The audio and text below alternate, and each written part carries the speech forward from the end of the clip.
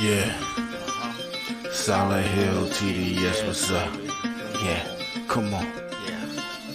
I.O.W. Sports Network, late night edition. Let's go. Come on. We about to raise the bar. Wild card mar. Everybody grab a seat, cause you know we about to spark. Late night sports talk. Modelo Le Cigar. Man, you don't wanna start. Wild card mar. We about to raise the bar. Wild card mar. Everybody grab a seat, cause you know we about to spark. Late night sports talk. Modelo Le Cigar. Man, you don't wanna start. Wild card mar. Hey. L Boogie with the hot flame, ashtray full of top names, little tree for your membrane. This the night hour time frame. I just snatched up a 6-pack, got my hands on a lid pack, whipping up a little batch of snacks. Yeah, man, I think I'm all set. Late night, can't sleep. Go ahead and just tap in. Better grab you a cold one, and we about to get some laughs in.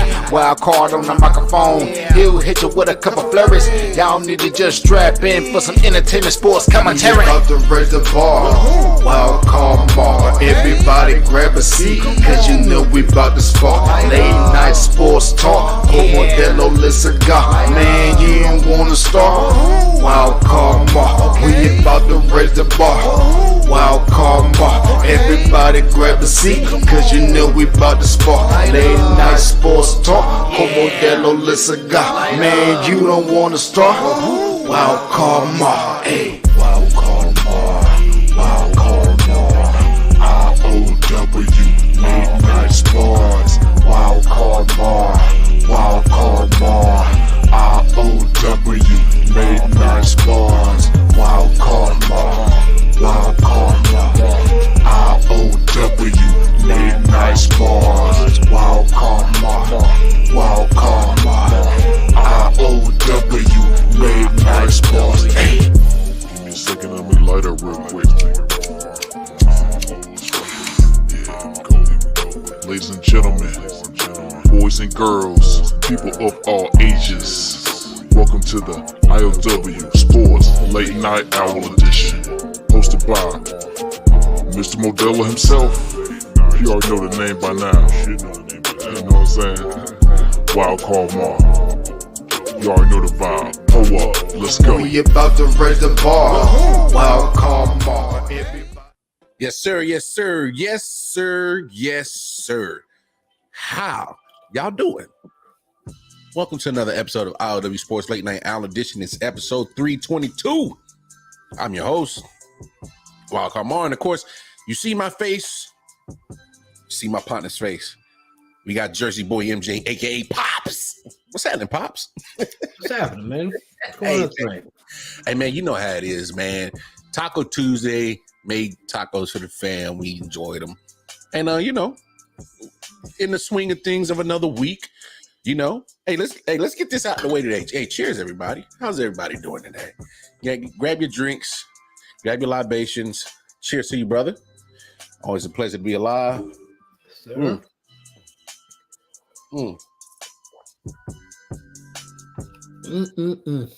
I'm feeling more bougie. I got Stella Artois tonight, so I got my pinky out a little bit.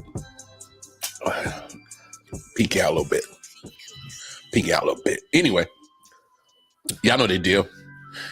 We appreciate everybody tuning in. Got to give a shout out to my guy, Silent Hill. You see his YouTube channel at the bottom of the screen. He provided a great intro for the show, so want to shout him out. Let's give a shout out to Let's Talk Sports, man. We do the collaboration with them. Simulcast, the late night hour show over there. So if you happen to be watching this on Let's Talk Sports, hop on over to I.O.W. Sports Network YouTube channel. Give us a like, share, subscribe, and follow. And go on back to Let's Talk Sports. Just spread the love, that's all. But shout out to Let's Talk Sports and all of our social media.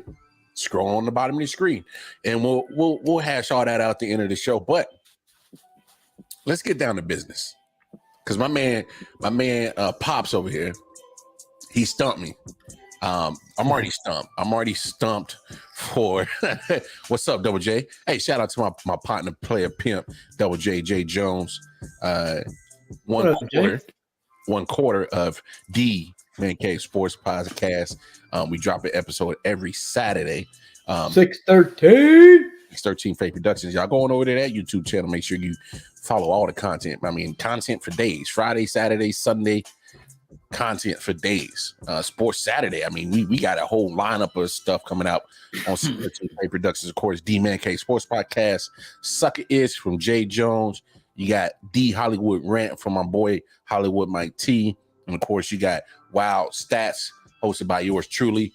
And hey, we got G Money's Bets from my partner G Money. I'm talking about we got full jam-packed of content for Saturday sports.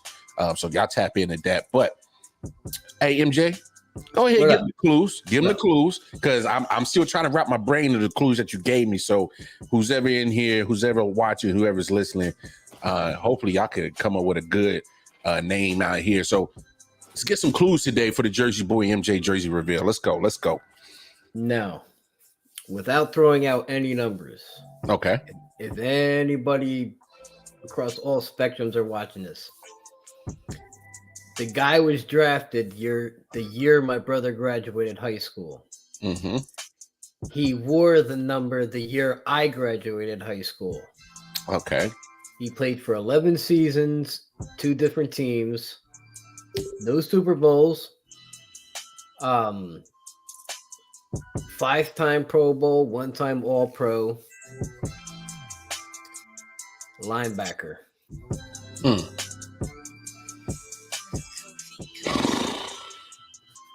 All right. I'm gonna have to. Well, I'm a big and even take a step further. Okay. Giants were one of the teams that he played for. Giants were one of the teams that he played for. Yep. Huh.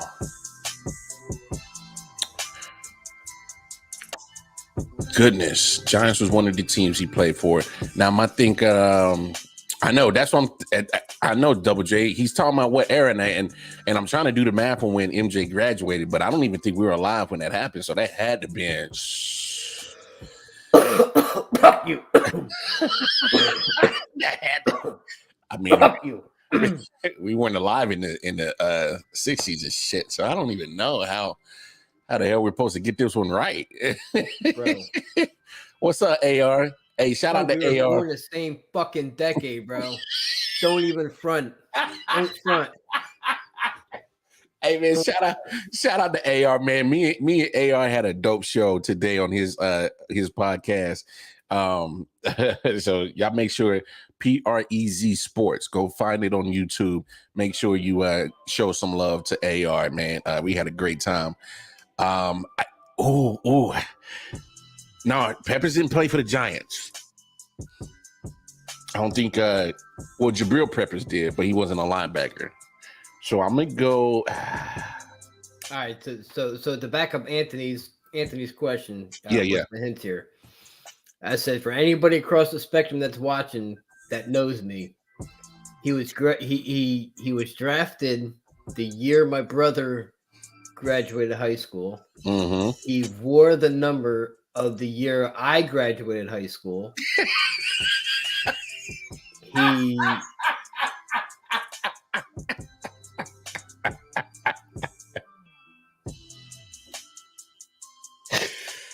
Hey, I'll tell you what though, that is not that is not a bad guess. That's not a bad guess. It's not a bad guess. I'm not saying he's right or wrong, but I'm Okay. saying that's not a bad guess. Okay.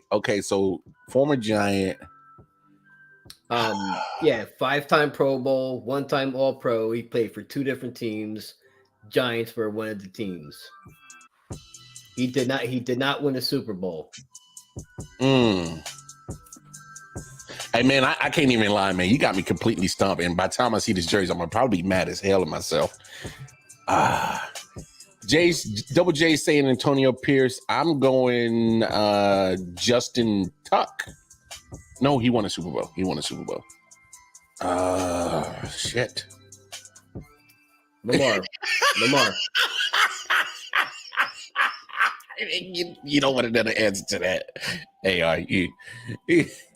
Okay. I'm slightly older than Lamar. Not by much, but I'm slightly older than Lamar.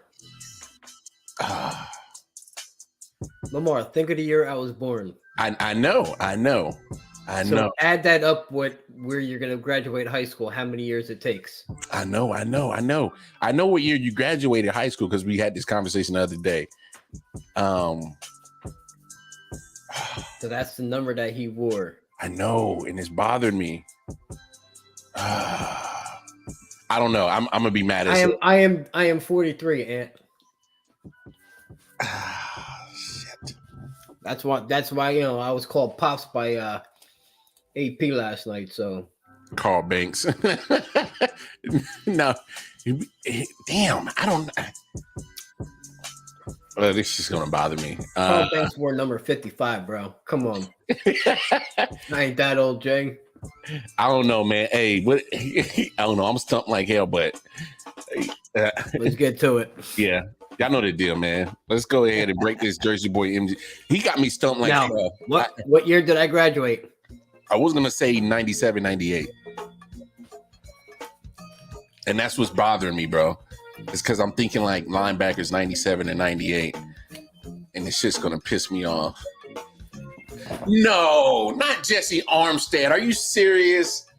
I just saw it. How did I not think of that? Did I really just see that? I'm about to be mad as hell. How did I not say Jesse Armstead, bro? I'm about to be hell, bro. Yo, that was a good one. That's a good one. Oh my gosh, that got me. That got me. Because I remember when you grad, I was like, damn, linebacker, that number, and I kept thinking to myself, like, who could have been? How did I not think of Jesse Armstead? That is really, oh my gosh, hey man, pull my sport card, bro. I should have known that. I really should have known that. I really should have. I'm you know what, folks, I'm disappointed in myself. MJ ain't got to say nothing. I'm disappointed in myself. This is how young Smitty is. He said, who?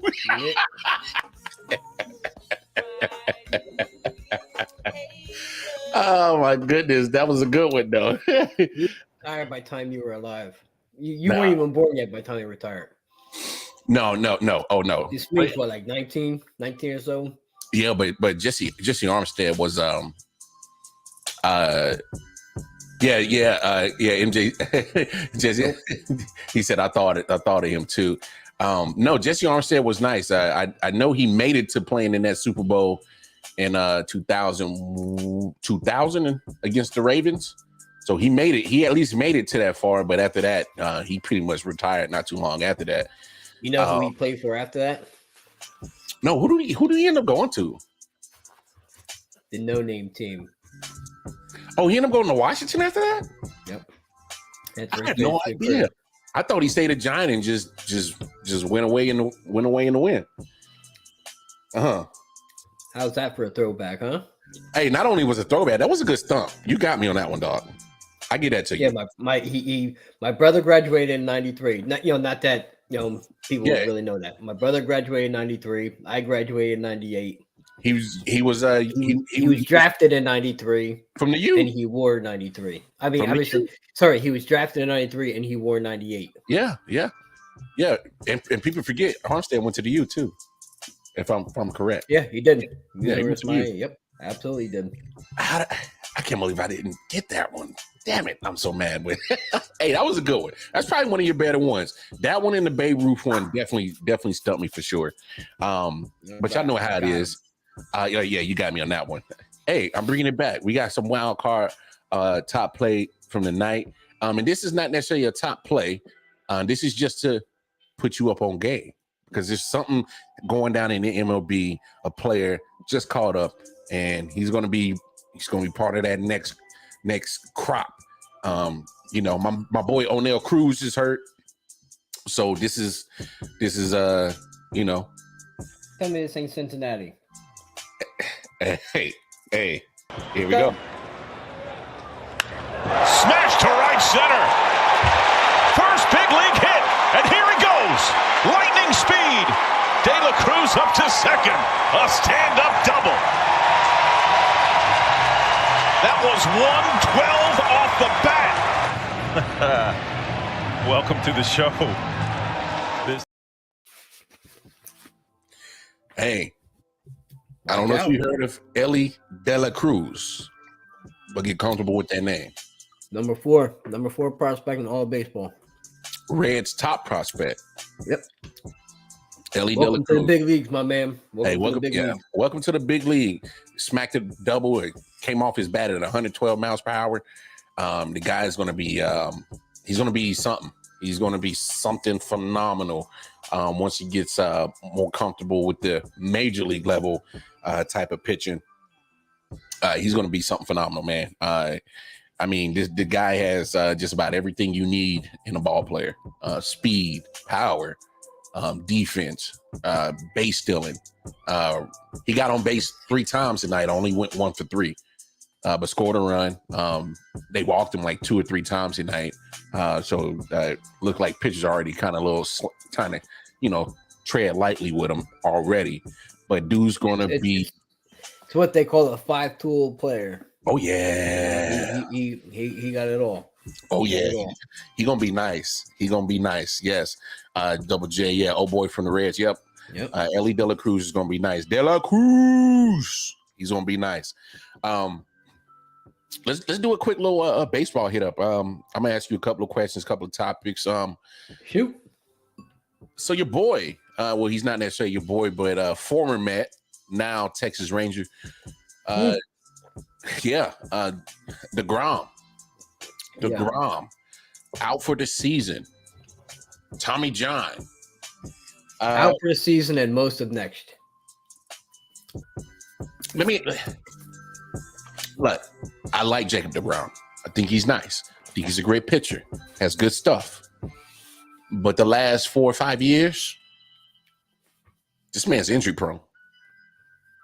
Injury prone to like another level. All right. I mean, MJ, what if you're a Mets fan, if you're a Rangers fan, you just paid this man, and you don't even get 2 months out of the season out of him. Not even that. So if you was a Rangers fan, how would you feel right now about hearing this type of news, man? Let me take one more, and we'll break this down. Yeah, Jay, he's out again, man. And you see how Jay put again in all caps, because this is a normal occurrence with Jacob DeGrom. He's hurt on a regular basis. I mean, and the dude is hella talented, but talent that's always on the sideline means what? Means absolutely not a damn thing. So, I mean, it's wild. Go ahead, MJ. Floor is yours. Yeah. Take a sip of my I.O.W. Diet Cream Soda. Okay.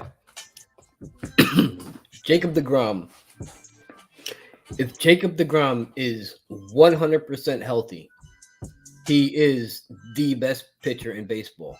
Mm-hmm. And it's not even close. Yep. It's not even close. Mm-hmm. Okay.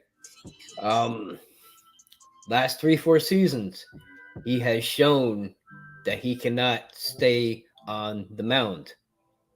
He cannot stay in uniform. He cannot perform. He cannot pitch. He cannot be out there for his teammates. Only when he does, he shows up. But it's been few and far between. Okay. Mm-hmm. He became a free agent. Knowing he could get good money, he went to Texas. And they paid him. Texas offered him and basically stranglehold him. Told him, listen, if you walk out the door, this deal is no longer on the table. Take it or leave it. So he didn't even turn around and give the Mets a chance to a match it or top it. Mm-hmm. He just went and took this deal. Now, here's the next part of it. Knowing Jacob DeGrom's health history, if you are Texas, why did you not take out an insurance policy in his contract in case something like this happened, knowing his history? Okay, they took no insurance out on the contract. So now they got to pay this man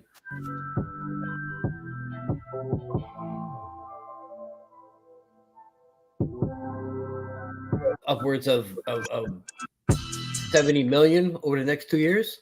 Yeah, I'm gonna look up the contract while you talk about that. Give or take, he's making 60, 70 million over the next 2 seasons. I might be a little inflated. But you pay this man this money knowing the injury that he's had in the past. All right, I got you, MJ. 5-year, $185 million contract, so he's making $37 million a year. 37. Okay. What did I say? 35? Yeah, you weren't too far off. So in the ballpark. So you hey listen, Jay. No, he ain't robbing the Rangers. The Rangers gave him that money knowing his history. It's not like they signed him and he had a clear medical history. He had Tommy John already in the past. Yeah. This ain't his first go round. Yeah. So they know his about last few years with the Mets, he has been hurt. So they knew going into this that he had injury problems. What's going on, Okie Packer fan 10? How you doing, brother? What's going on, my man? What's going on? Raiders should have put a clue. Yeah, that's the point I was just making. That there was no insurance taken out on his contract. So they paid him all that money. So basically, as they say, you play stupid games, you win stupid prizes. Yeah. You did this yourself, man. You outbid everybody on your own. Yeah. This is your own fault. They did. I don't blame the Grom. Like shit, I take that money too.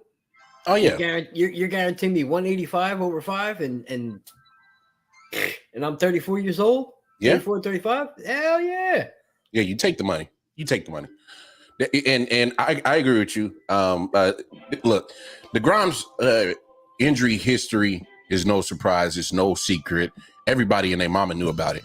Why do you think the Mets even let him test free agency? Because if I don't like to assume, but I am presuming that the Mets management was like, yes, Jacob, we know about you. We love you. We feel about you. The fact of the matter is we know your injury history. Go test the market. See what you get. And if you don't like what you don't, come back. We'll try to make a deal. I'm presuming, I'm making presumptions that that's what happened. And so I from what I understand of this way, the Mets thought that they would always have a chance. One final chance to match or go higher. Yeah.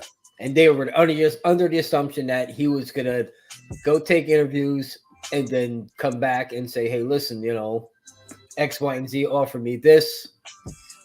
And then you'd have one final, like, okay, you know what? We can't match that, or we're not going to top that. Yeah. And the Mets didn't have that chance. But if you think about it, Mets they knew the injury history. That's why they told him, go check the market, see what you could get. Yeah, they told him go shop. I know they did. They had to. Yep. Because the fact of the matter is, when you know a player's history, they've been in your organization for so many years, as DeGrom has been with the Mets for so long. You know exactly his body, things that's been, working well for him, things that's not been working well for him. You pretty much know the guy in and out. And so that's you at least give him the decency to, hey, go find a nice offer. He found a nice offer. So if you could find a suitable team that meets your meets what your asking prices or in the vicinity, hey, seek it. And the Rangers aren't playing bad this year. They're in first place. Yeah, as far as I remember, the Rangers aren't playing bad this year. Nope, not at all. And so he actually joined a situation that he possibly could have, made the playoffs. Possibly could have been on the pitch rotation in a deep playoff run. I mean, they're 4.5 games up on the Houston Astros, the defending champs. You know, I know it's June. I know it's early June. It's early, but the fact of the matter is, they're setting a precedent that hey, we're gonna be around.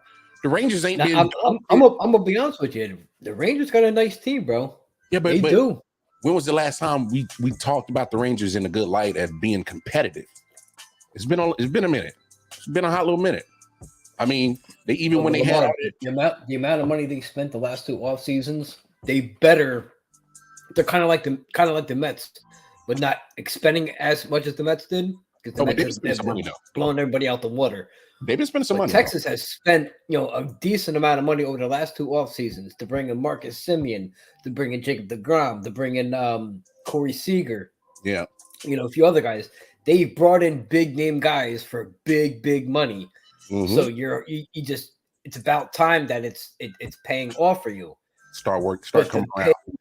But to pay somebody like deGrom that type of money, you're expecting results. Oh, well, but they paid him looking for 2018 deGrom, which they weren't getting. No, you weren't going to get that because he's been hurt, and he's not going to be on the diamond on a consistent basis. So, but I'm not faulting him. I just think that is just funny that the Rangers are still humming. They're still in first place, and he really hasn't been playing that much at all this season anyway.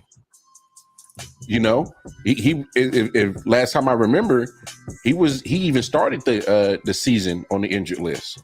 I don't even think he's had a start this year. Yeah, he has. Has he? Has he even had a start? Oh, he's had numerous starts. He was like, let me check this real quick. Yeah, check his stats real quick because I know for sure that he at least started on the 10-day or on the injured list or something like that. Okie Packer fan 10 says at least the Rangers have a great manager. Now when Clinton Hurdle and Dusty Baker doesn't get anywhere near the credit he deserves from Houston and baseball as a whole. Dusty Baker finally got his last year. He finally started getting. Okay, let me back that up. Dusty Baker has always been well respected. I just think because he was almost on that Andy Reid track.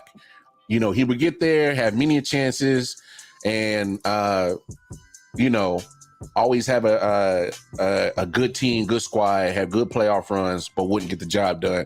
And he finally got one. So he's kind of like that Andy Reid situation where it takes a championship to solidify the respect that he was already getting. But are you ready? Ready for this? Yeah, go ahead. Okay. Jacob deGrom. Right now, he is 35 years old. Mm-hmm. This year, he is 2-0. He's made 6 starts. He is 2-0 with a 2.67 ERA. Solid. He's pitched 30 innings. He's had, where's his strikeouts? 45 strikeouts to 4 walks. Oh my gosh. Only giving up 2 home runs, only giving up 9 earned runs. So he's given up 19 hits in 30 innings. So he was actually pitching damn well. Only 2 wins though. Only 2 wins though. I know that. I know he 6 starts, only 2 wins. That may not look. Sometimes it happens that way. When you're a pitcher, you can't actually add on to your offensive production. Sometimes the bats go cold when you have a good pitching outing, or or maybe you blow a lead, or shit like that happens. So it sounds like going by the numbers, he sound like actually deGrom is actually having a solid little season before he got hurt. So you said 6 starts, 2-0 on the record. You said 2.67 ERA. Yep. Yeah, that's pretty solid. 2.67 ERA is pretty solid. Yeah, 2.67 ERA. Correct. Yeah, that's pretty solid. Yeah. Now, when you start getting into the 1.5s and the high to mid 1s, you're lights out pretty much. So he's not too far off from that pace. So it sounded like he was having a solid season. One more quick baseball quick hitter. Luis Ariz. Ooh. Oh, I say that name and y'all hear that reaction? Hey, the man is on. So you see what he's doing. Let me ask you this. Do you think I know the trade with him coming from Minnesota to Miami and what Minnesota got back, they got some good pieces back too in that trade. So Lopez, a couple other guys. So you see Minnesota is 31-30, and then you see Miami 34-28. Would that be fair to say that was a trade that both teams won? I know it's early to really come. I would say Miami won the trade. Okay. Because that kid is an absolute hit machine. Okay. He was an absolute hit machine up in Minnesota, and he is just absolutely up this game this year down in Miami. He's tearing it up, man. But I'm not going to say that Minnesota lost on the deal.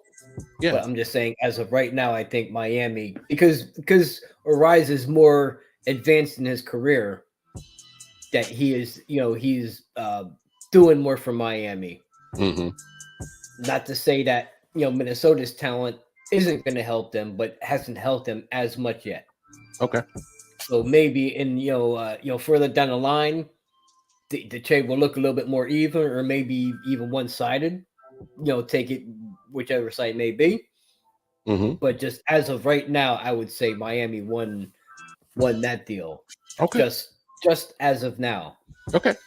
Okay. And develop into something. Yeah, that's why I asked a question in preference by saying, like, is it too early to come up with a definitive answer on that? Is because when time will tell. All I'm asking at is because I'm looking at what Miami got in the deal, what Minnesota got in the deal. They're both looking in good standings. Right now, Minnesota's at the top of the AL West. Miami sitting behind Atlanta. Unfortunately, they're sitting behind Atlanta.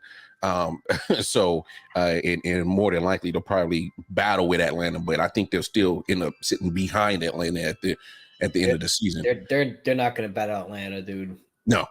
And once Atlanta starts really getting hot down in ATL, yeah, dude, they turn it up. Hey, them baseball's going to go flying out of that park. Yeah. So I'm not worried about Atlanta. Atlanta's going to turn it up. They always do. Hey, I'm telling you right now, if you start seeing that lineup of Atlanta starting, they're probably going to just send baseballs flying throughout the whole downtown Atlanta. I mean, Truist Park is going to become a home run derby by time, especially when that nice August heat starts kicking, and they're already on the track. Hey, man. You definitely, yes, Double J, yes, we're showing you Brave some love. You heard us right. We're showing you Brave some love. It's just the fact of the matter is, they're hitting. When you got Acuna, when you got Albies, you got Olsen, you got Ozuna, you got Riley. Well, that's just off the top of my head. Well, Ozuna can't be, gazing at no 412-foot singles no more. Correct. Absolutely correct. But the dude can hit the shit out of the ball. You know what I mean? The dude's a hell of a player. That's fine, but I would have benched his ass too, 100%. Yeah, but here's my bigger point. Here's my bigger point to Ozuna. MJ, hear me out. Here's my bigger point. See that's why you my boy. Okay, so hear me out. What? Hear me out. He can't have antics like this. You on thin ice, bro. Like you gotta, and I hate to bring up your situation that happened off the field, but you can't not think about the situation that you had off the field because the reports were nasty, bro. You're allowed back on the field. Be professional. Don't be a dickhead. The dude, if y'all ever read the report on Marcell Ozuna and his situation and the DB situation he had off the field, it's disgusting. I mean, downright. But look, he served his suspension. They allowed him to come back. So here's my thing. MLB has to take the hit for that. They got to take the hit for that. Absolutely. Because he served his time. It's kind of like David Stern. It's kind of like David Stern and John Morant. You know what I mean? David Silver. Yeah. Incident happening. Yeah. You got suspended. We had the face-to-face meeting. Yeah. You know, okay, you agreed that you're going to be, a good guy or a good Samaritan. good Yeah. to our league, good Samaritan to our league. Stay out of trouble. Correct. Yeah. And you know what I mean? Right back in the face again. So, because Ozuna's had numerous run-ins. Wasn't just like he just had one. Yeah, and here's my thing, and that's what I'm saying. Like, I don't want to be that guy. I'm like, because of this, he should. All I'm saying is that you getting pulled off the field because you're stargazing at a 4-12 single. It's my at the end of the day, like I said, he did his time, and I'm not trying to hold it against him. All I'm saying is that when you've been in a situation like that and you've been given grace, all I'm saying is act accordingly. And those are bonehead foolish shit gazing at a 4-12 single. That's why your ass got parked on the bench. All I'm saying is come on. Let's Jay, that's the problem. Yeah. When Jay wrote, he did what any other player would do. That's the problem. Like, these guys ain't taught to hustle out the box anymore. Nah. Dude, coming up, when I was taught, you hit the ball, you hustle out the box. I mean, I can understand if it was a no doubter, but that wasn't a no doubter. He hit the shit out of it. Regardless if it's a no doubter, you can start at least jogging up the line somewhat, just in case. You know what I mean? I don't know, MJ. Hey, I'm just saying, if I smack the no doubter, I'm gazing. That's why I'm going to hit you the next fucking bat, and I don't care. Straight up, and I don't care. I might have served you up that home run, but if you're gonna fucking stargaze me and stare me down and show me up like that, you damn fucking right, I'm coming for you. Okay, I'm just saying, man. Hey, fool me once, shame on me, right? Yeah, but hold on, where's the line? Fool me twice, fuck you. Okay, but hear me out, MJ. I get it. You're one of the old school baseball guys, but hear me out on this. Where did we draw the line? Or we got to have some kind of entertainment factor in our game. Otherwise, we're going to keep sitting behind NBA. We're going to keep sitting behind NFL. All I'm saying, what's wrong with a little entertainment? Celebrating is one thing, but what did he celebrate? Oh yeah, he celebrated a single. He celebrated a fucking single, dude. Like, okay, that's what I'm saying. Like, I'm with you on that. But I'm saying, if I'm smacking that joint, and I know it's a no doubt home run, and you beat me the next way. Look, I understand the unwritten rules of MLB, but I'm like, it's 2023. Like, what's wrong with having a little bit of, entertainment, little spice in our sport? I'm all for that. Okay. That's not what I'm arguing. Okay. My argument is, he stargazed at a ball that did not leave the fucking ballpark. Agreed. And he got to a fucking single, bro. Agreed. A single. Agreed. That's the part I disagree with. Like, if you fucking put one, 463 up in the fucking seats, you have every right to, like, God damn, I hate this shit out that. Okay. Agreed. I was still gonna hit you the fucking next at bat because that's just how it goes. But I'll let you get away with it that in that moment. Like, all right, I fucked up. I served that up to you. Hey. All right, you hit that shit. You probably didn't even land yet, but all right, no problem.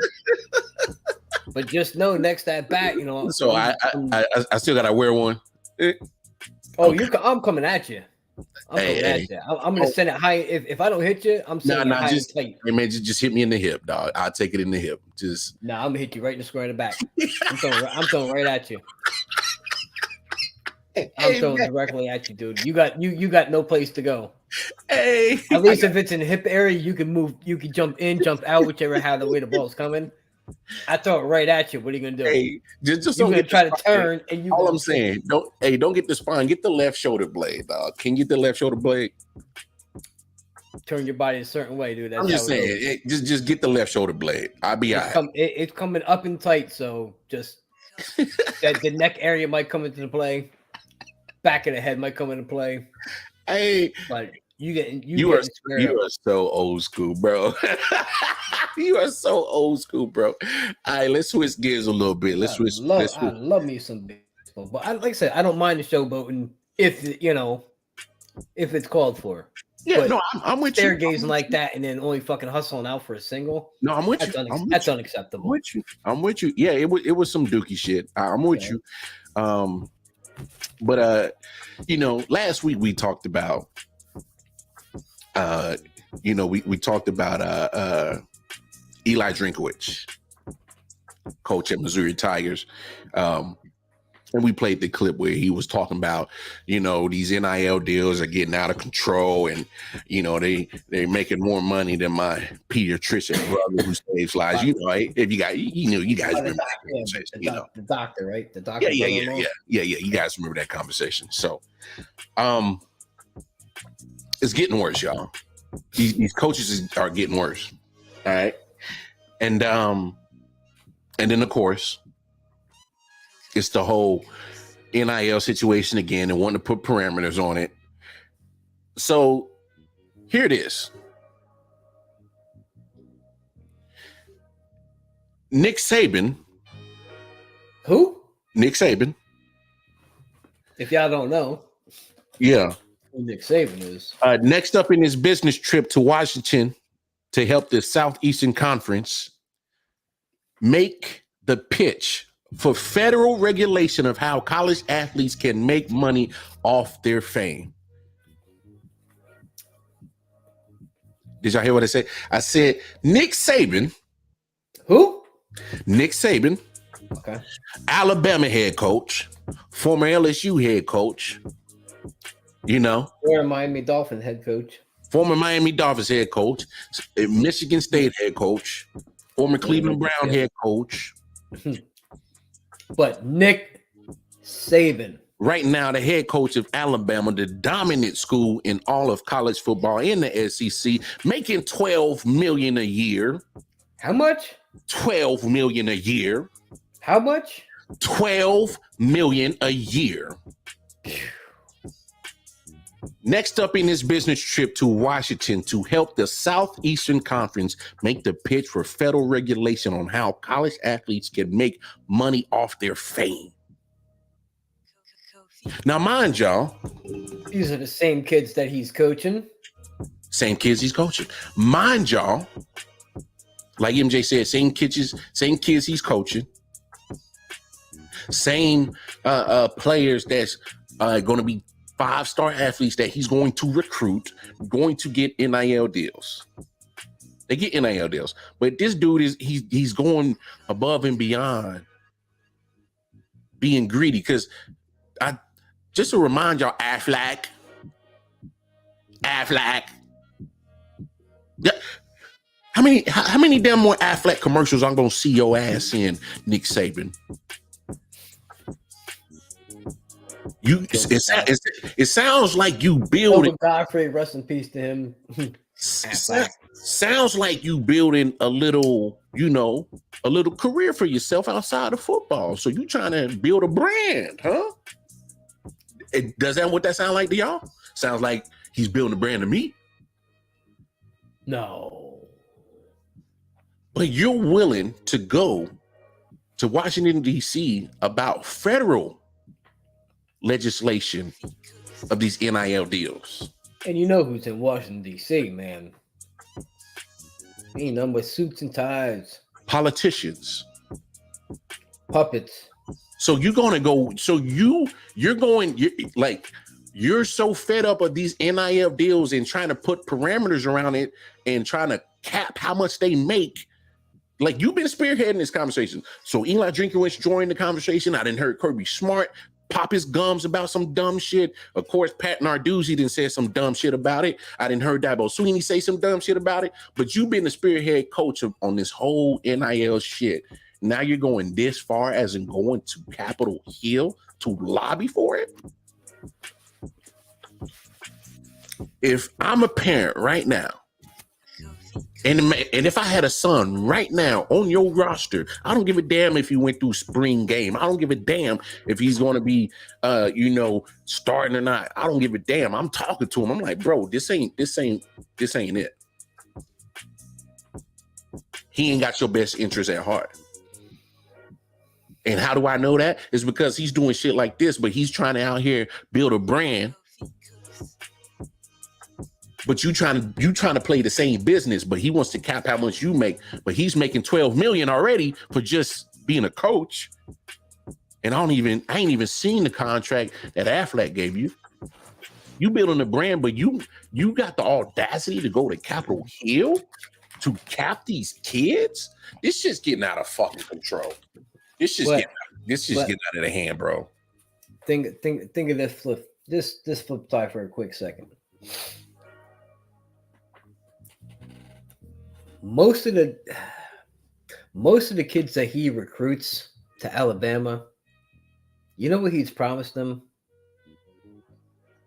Yeah, success in the NFL. That's what the opportunity to get drafted into the NFL. Yeah, to make money. That's what I know that's part of his pitch. I can get you to NFL. You want to get your mama that new house. You want to get grandmama that off that oxygen. You want to ride with the nice car. I mean, come on down to Alabama, man. Come on down to Tuscaloosa. I get you to where you need to go. You know who I am? I'm Nick motherfucking Saban. I'm not saying that college players should not be making money off their image and likeness. They should be 100%. But at what point is there a cap, or what point do you set a cap at? Because if a university is making X amount of money because of the team that you're on, and you are a star on that team, like, they could be making buku fucking bucks just because people are coming to watch you. Hey, MJ, the SEC brings in billions. I know. College football. I know, but look, I mean, I believe there should be a regulation, but at what point? Okay, but MJ, I have no problem with regulation. There's still college amateurs, so they haven't even proven nothing yet in the pros. So you gotta draw the line somewhere. I have no issue if you cap the players, but if you're going to cap the players, cap the coaches. Cap coaches, yeah, I agree with that too, 100%. They shouldn't be making so much more money, off of your likeness. I get that, Okay. But if you're that great of a coach like Nick Saban has, year in year out contending for a title, you deserve that money because you have been able to bring in that talent, put on that type of product on the field year in, year out for years and years and years. You're not just like a 2-3 year program and then you rebuild. Yeah, you're contending every season. Every year, yes. And I have no problem with Nick Saban getting his money. My biggest problem is stop leading his charge on trying to cap these players on a certain amount of money that they can make, but you, the coaches who are really just there making the calls, making the, being a coach, you're not putting your body on the line. And these kids are literally the reason that the SEC is making this money.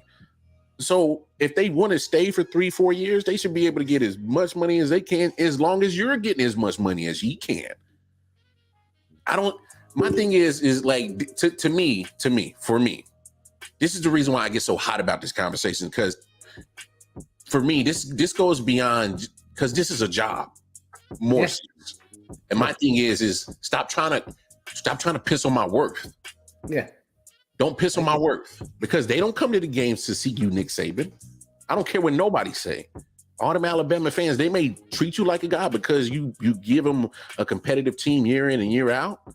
Yep.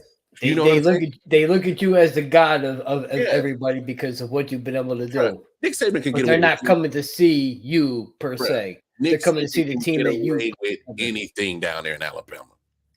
He could literally be Walter White and be Breaking Bad like a motherfucker, and they wouldn't even bat an eye at him. They'd probably look the other way. Like, Oh, it's Nick. Cook your mouth.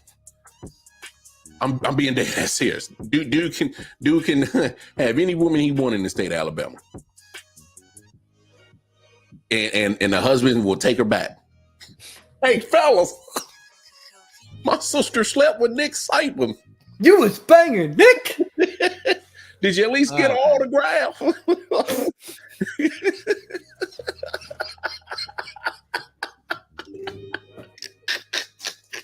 For real, bro. Like, come on. Where's my white flag?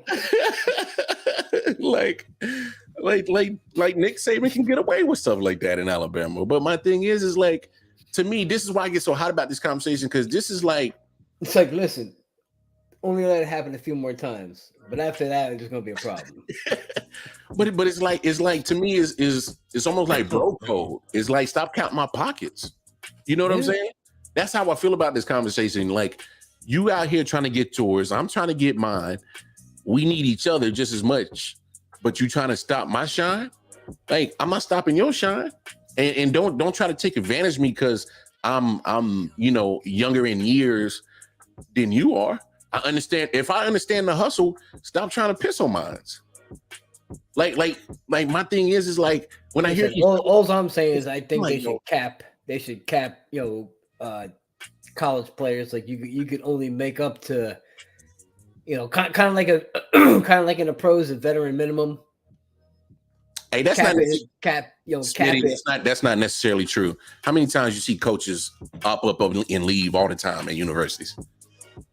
Oh, I got a better opportunity. You're paying me more. I gotta go. Deion Sanders. Hey, he ain't the only one. No. Hell, Nick Saban ain't stayed at the same university for forever. He's staying now in Alabama because you know why? They always going to outbid everybody to pay him the more. But I bet you they find it. Les Miles. Hey, if there's I'm telling you right now, if there's a university that's going to pay Nick Saban $20 million a year, he the hell up out of there.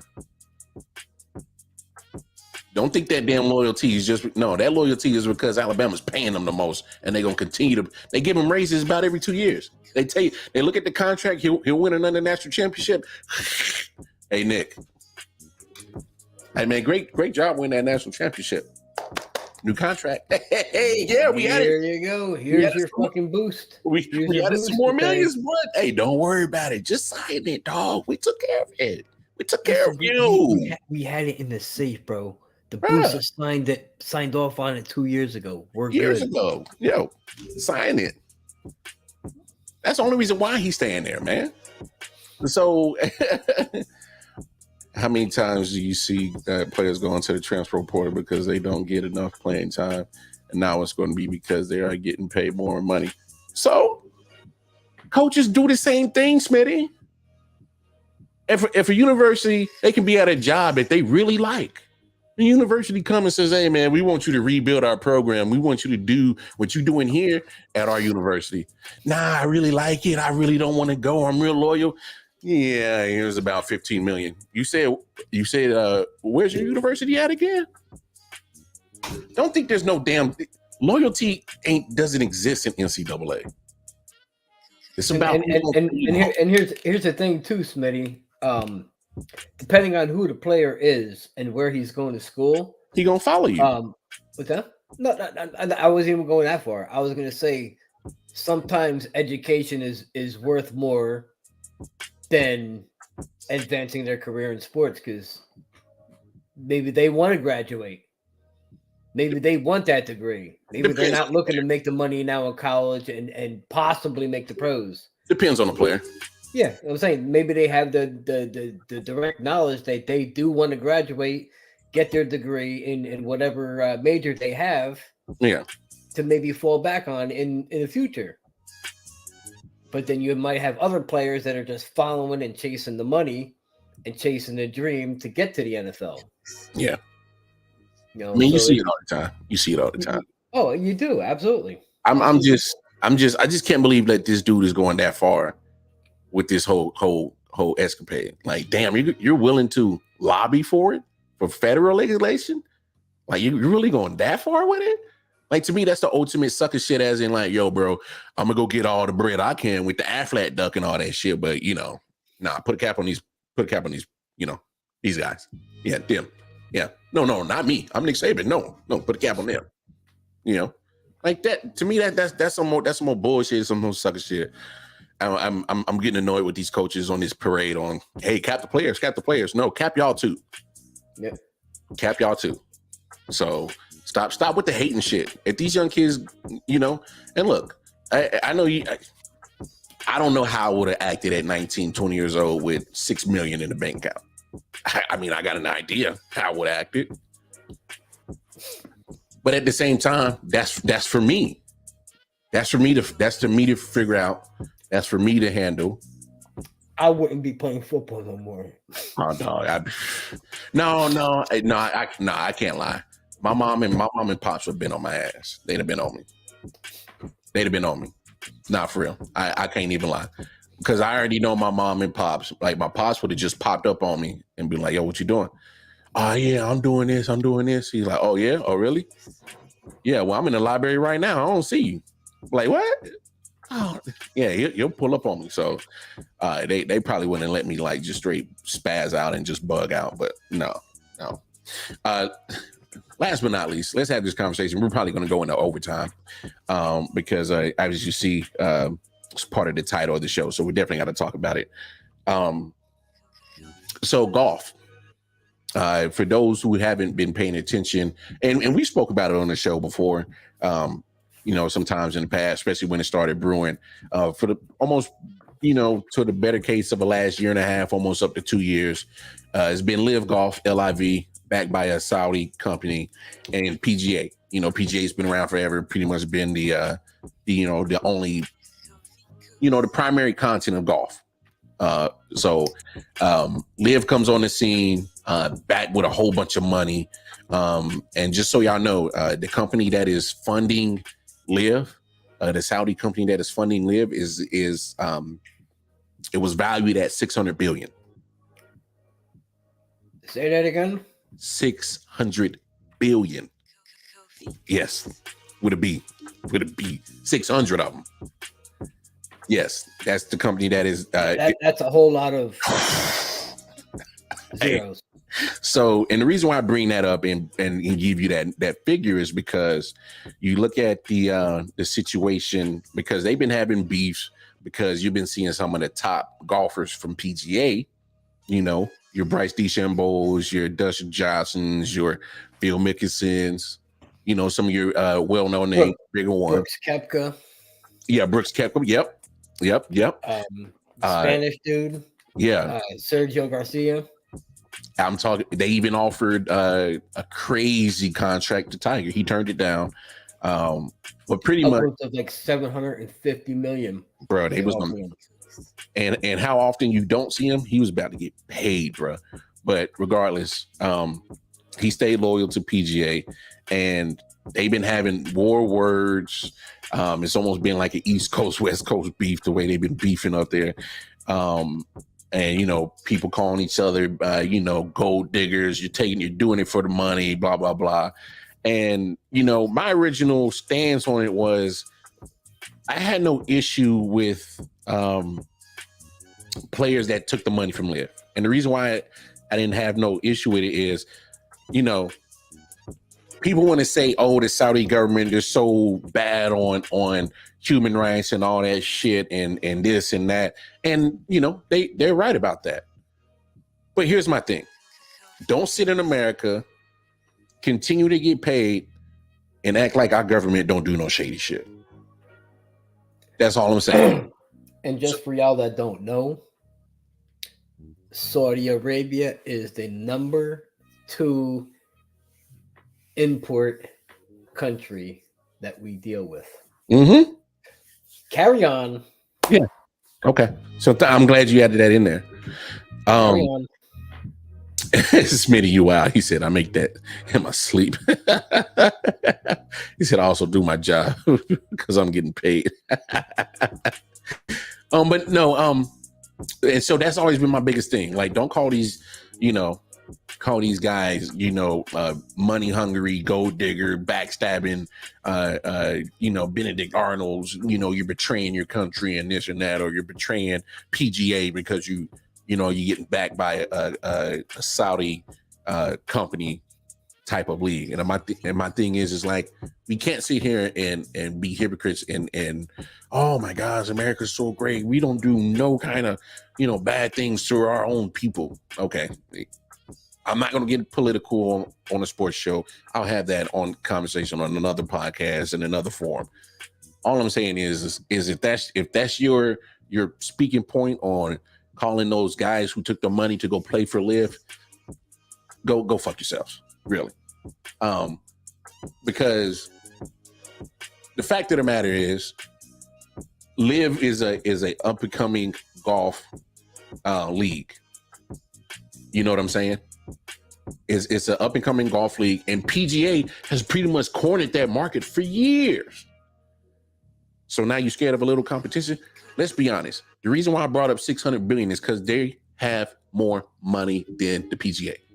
Let's call it what it is. They got their pockets who are funding the LIV are deeper than what's funding the PGA. That's just the facts. But let's say much deeper. Much deeper. So let's take a listen to this clip from ESPN, and let's hear what happened. The reaction overall, they had involved them for so long, Mark, and involved them in these discussions, and now for them to find out like this, what are you hearing about that? I talked to a handful of players this morning, a couple before the announcement was made, and it was just complete and utter shock. Some very colorful language, some very upset players. I had one player tell me, why would we do this now? The LIV Tour is dead in the water. It's not working, and now we're going to throw them a life jacket. It's ludicrous. There are a lot of people and players and members upset about how this went down, that they were kept in the dark about it. There was a player advisory committee meeting at the Memorial last week in Columbus, Ohio. Monahan and some other PGA Tour officials were there. I'm told by players who were in the room that there was no mention of a possible merger. I obtained a memo that Monahan sent to PGA Tour members this morning. In that, he said that they're going to try to come up with a fair way to possibly reinstate guys who left the PGA Tour to go to the LIV Golf League. The DP World Tour is going to try to do the same, but it should be noted that Monahan put in that memo, it's going to be under current PGA Tour rules and regulations, so those players could still face fines and or suspensions if they want to come back. All right, so that's just pretty much you're talking about Monahan, who is the commissioner, pretty much been the speaker for PGA, and the PGA players had no idea that this merger was going on. No idea. And so I bring all that up to say this because the players were the most vocal ones about it, about the whole LIV situation, and calling the other players, defecting them, calling them traitors and this and that, and throwing shade. And your own PGA commissioner, Monahan, didn't even clue y'all in that y'all was about to merge with them. Didn't even clue y'all in. So not only were y'all being some straight jackasses trying to, talk shit about other players because they decided to financially take care of themselves and their families. Because let's call it what it is. If somebody gives you an opportunity to take care of your family financially for your job, why do you not take it? Life-altering money to play less golf. Yes. And that report where they said the players said, LIV's dead in the water, I don't think so, because they just got a contract with CW, so they were getting their events televised. They were starting to get events in the States, so I don't think they were dead in the water. And I didn't hear dead in the water, but I did hear they were in trouble. But at the end of the day, they got $600 billion to fix any kind of problem that they got. What problem can $600 billion not fix for a sports entity? You tell me, MJ. A World Series title. But besides that, another World Series title. So, you know, if they say that they're in trouble, but you're right. Yeah, it's like, you know, how much trouble were you really in? You know, yo, Smitty brings up a good point. yeah. $600 billion, you ain't got no problems as no sports league. You know, they could throw those reports out there they want. But you know what? Here's the deal. PGA been around for forever. Of course, they're gonna discredit the up and coming, very, very financially backed company and say they're dead in the water. They're having trouble. Of course, they're gonna say that. You don't. Them reporters, they got relationships built with PGA people because that's been the only content pretty much available for years. Yeah. So them reports, I gotta take this shit with a grain of salt. I'm supposed to believe, you know, there's no bias in your reports at all. Gotta be. These cats have built, these reporters have built relationships with a league that's been around for forever. Live just happened 2-3 years ago. How long the PGA Tour been around? Centuries. Forever. If you didn't see the Sandlot, which you better get on, Smitty. Forever. Yeah. So I'm not gonna believe all those reports. But if so, this is what I'm saying. If the reports are saying they were dead in the water, then why would you merge with them if they're so dead in the water? No, you saw how much they were valued for. You was like, oh shit, 600 billion. How do we get some of that pot? And I could get some of my biggest stars back. Get some of my biggest stars back, and we be under one roof. I bet you they looked at that 600 billion and said, how the hell we get some of that? Even if they got, I don't know, let's say 150 to 200 of that of the six. But think about it, MJ. That's all right. So let's street talk this shit. All right, you moving zips, you moving keys. Yeah. Right. Yep. There's another homie on the other side of town. He got one side of the town, you got the other. Yep. This mug ain't got no plug no more. Yep. So why would I go help him out instead of just taking over his side of the city? Why would I help him out? Why would I throw him a lifeline? Like, what would be the point of that? If he's in trouble, he ain't got no plug. I'm gonna go take his side of the city too. I'm making more money now. It's my city now. I ain't splitting nothing. Why would you throw him a bone? That's just, if he's so quote unquote dead in the water, ain't doing so good, and you throw him a lifeline? No, that ain't how that work. I'm looking at bury him. You bury him. You bury him. So my thing is these reporters are going to throw out reports. Oh, LIV is dead in the water. They're not doing so well. Yeah, they might not have been doing so well ratings wise, yes, but the financial backing is still there. They to fund it as long as it needs to go. They could have funded it forever. 600 billion can fund you forever. And if you guys don't understand the saying, Saudi money, go look into that. Saudi Arabia money. You know, come on, man. Hey, 600 billion can fund you forever. So I don't give a damn about those reports. PGA looked at the situation and was like, yo, these guys aren't going nowhere. They have the money to last. Yep. So I'm 100% positive they looked at that 600 billion like, well, we can't get rid of them. We're probably still going to have the better ratings, but still, they're not going to go away. And so for Manahan, who was a commissioner and had his players, you know, going to war, verbal war, Twitter beefs and shit for PGA about this LIV shit, and you couldn't even clue them in. Now that's some real sucker shit right there. And of all the PGA players that you would want to know, that you would think to be the first one to know or to have some type of input, even he didn't even know. They've been riding for you so hard, bro. They've been riding from PGA Tour like, we ain't with that LIV shit. They've been riding for them. And you couldn't even clue them in about a merger? But what I'm saying is the one man that single-handedly carried the PGA basically for almost the last 27 years. That's just wild, dog. And he wasn't even clued in on it. Didn't even know.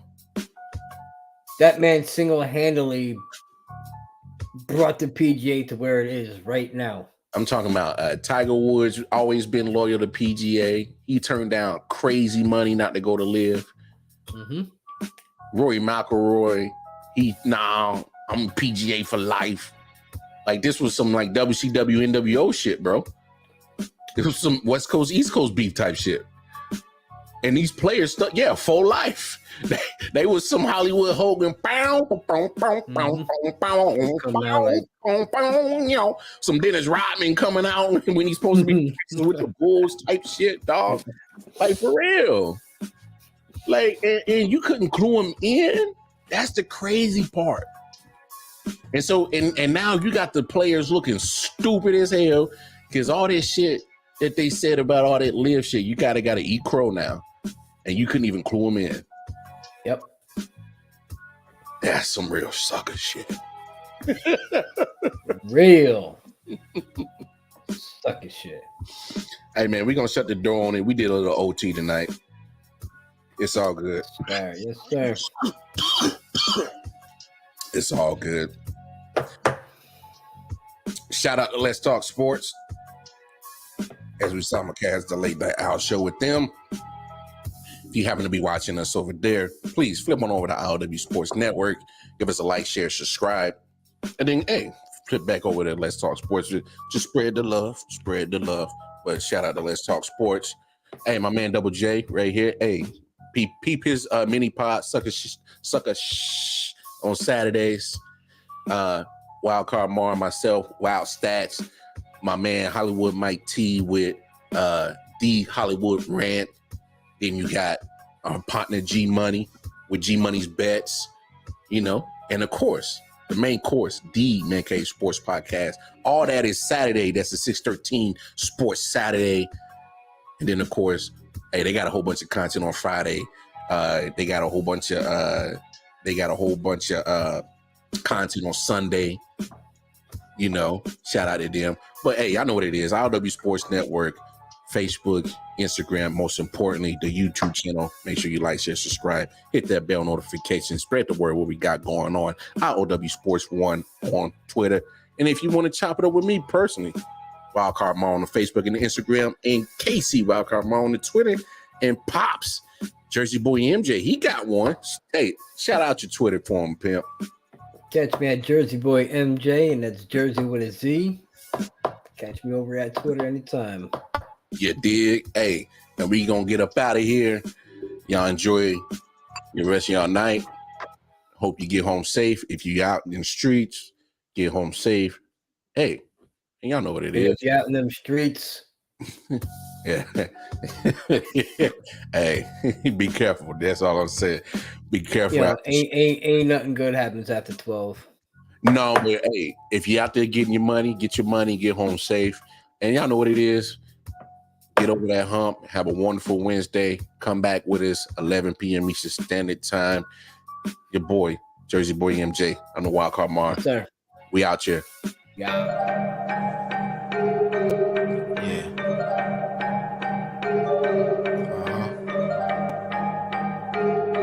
Come on.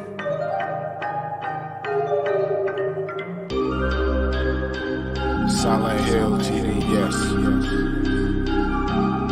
Hitchhikers.